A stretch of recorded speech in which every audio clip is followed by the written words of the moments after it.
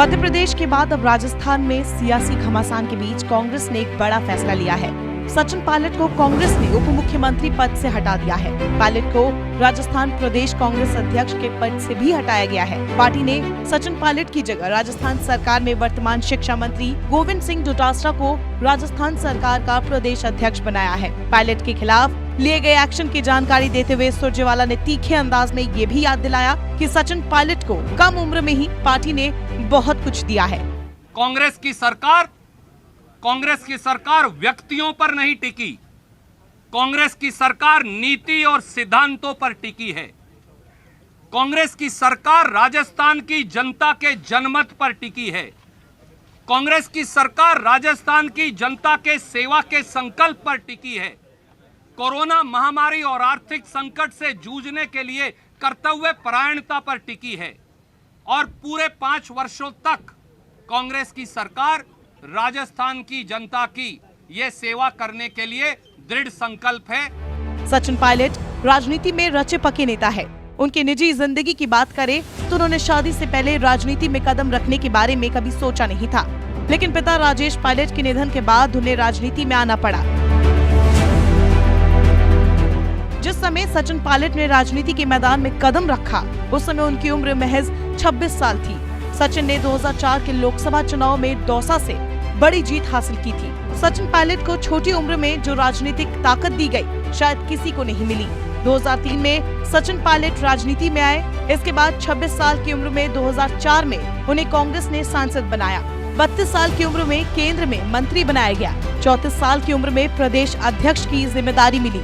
40 साल की उम्र में उप मुख्यमंत्री की जिम्मेदारी दी गई। इस दौरान सोनिया और राहुल गांधी का व्यक्तिगत आशीर्वाद भी उनके साथ था। अगर देखा जाए तो सचिन पायलट की नाराजगी 2018 से ही सुगबुगा रही थी, जब कांग्रेस हाईकमान ने वरिष्ठ नेता अशोक गहलोत को मुख्यमंत्री बनाया था, जबकि पायलट ने साल 2018 में राजस्थान में कांग्रेस की सरकार बनाने में अहम भूमिका निभाई थी। राजस्थान की राजनीति में सचिन पायलट बनाम अशोक गहलोत के समीकरण विधानसभा चुनाव में कांग्रेस की जीत के बाद से ही सामने आने लगे थे। राजनीतिक विश्लेषकों और कार्यकर्ताओं का मानना था कि सचिन पायलट ने जमीनी स्तर पर मेहनत करके पूरे राज्य में वसुंधरा सरकार के खिलाफ माहौल बनाया था। हालांकि अशोक गहलोत को केंद्रीय नेतृत्व के करीबी और वरिष्ठ होने की वजह से वरीयता दी गई थी।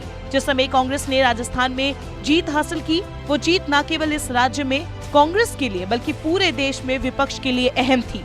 उसी समय मध्य प्रदेश में भी युवा नेता ज्योतिरादित्य सिंधिया पर वरिष्ठ नेता कमलनाथ को तरजीह देकर मुख्यमंत्री बनाया गया था। राजस्थान में भी कुर्सी को लेकर पायलट और गहलोत दोनों गुटों में अनबन चल रही थी, लेकिन राहुल गांधी ने तब दोनों को समझाकर सत्ता गहलोत को तो संगठन की कमान पायलट को सौंप दी थी। हालांकि दोनों के बीच की दरार भरने की बजाय धीरे धीरे चौड़ी ही होती चली गई। ये पिछले 6 महीने से षड्यंत्र चल रहा था और हम सबको जानकारी थी कि ये षड्यंत्र बहुत बड़ा है और स्टडी हो रही है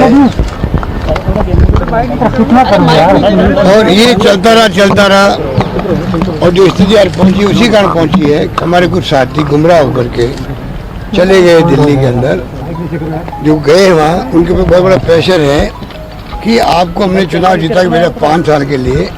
मध्य प्रदेश में ये हो रहा है कि अब 5 साल में गए जीत के लिए आप 1.5 साल वापस क्यों आ रहे हो? मुंह पे डाल देंगे क्या? तो ये जो स्थिति बनी है देश के अंदर बहुत खतरनाक स्थिति है। मैं बार बार कहता हूँ और मैं दुखी होकर कहता हूँ कि जिस रूप में हॉर्स ट्रेडिंग हो रही है देश के अंदर, पहली बार आज़ादी के बाद में ऐसी गवर्नमेंट आई है देश के अंदर जो धन बल के आधार पर सरकार को तोड़ रही है, मरोड़ रही है और टोपल कर रही है।